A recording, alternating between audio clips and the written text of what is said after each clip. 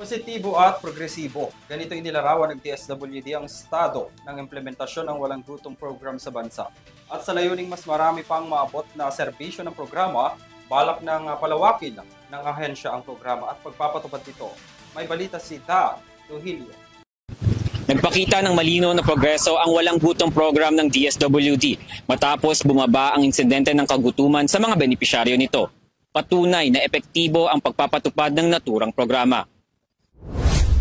Bumaba sa 41.9% ang insidente ng kagutuman sa mga benepisyaryo ng walang gutom program ng Department of Social Welfare and Development o DSWD.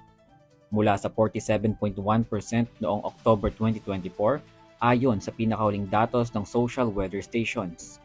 Ibinahagi ang resulta sa Thursday Media Forum ng DSWD ngayong September 11 kung saan iginiit ng ahensya na mas nararamdaman ang epekto ng programa sa mga pamilyang kababaihan ang pangunahing tagpaplano ng pagkain. Pahayag ni Deputy Program Manager of Walang Gutom Program Director Camille Antaguba na nasa 300,000 beneficiaries ang kasali sa Walang Gutom Program, ngunit 288,000 lamang ang active dito. Dagdag pa niya na target ng pamahalaan na umabot ng 600,000 ang magiging beneficiaries bago matapos ang taong 2025.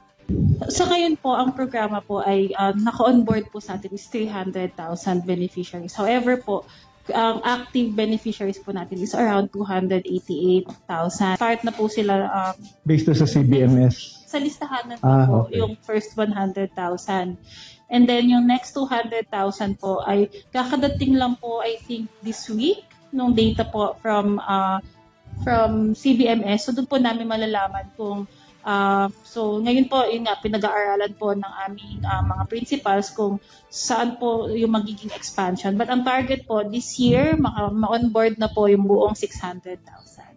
Dagdag pa niya, may direktiba mula sa DSWD Secretary na maaaring isama sa listahan ng mga posibleng benepisyaryo ng programa ang mga dating kasapi ng Moro Islamic Liberation Front o MILF, Moro National Liberation Front MNLF, at New People's Army NPA.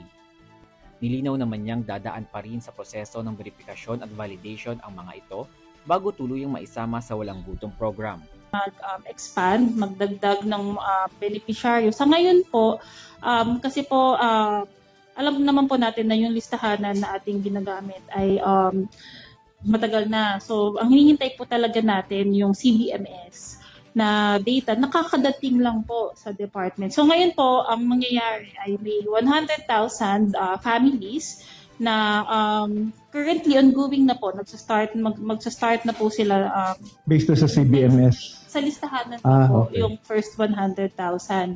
And then yung next 200,000 po ay kakadating lang po I think this week nung data po from CBMS. So doon po sa huli, patuloy pa rin ang DSWD sa isinasagawa nilang programa na walang gutom program dahil ito ay isa sa mga hiling ng Pangulong Marcos na walang pamilya ang magugutom. So kami po sa walang gutom program ay nakikiisa sa desire ng ating presidente na walang pamilyang nagugutom, especially by 2027. So kami po ay patuloy na gumagawa ng mga inisyatibo, mga surveys, mga pag-aaral upang masiguro na ang ating programa ay patuloy na nagiging epektibo upang ma-reach out po natin yung lahat ng mga pamilyang nagugutom. Para sa EuroTV News, Dan Duhilio, sumasaludo sa bawat Pilipino.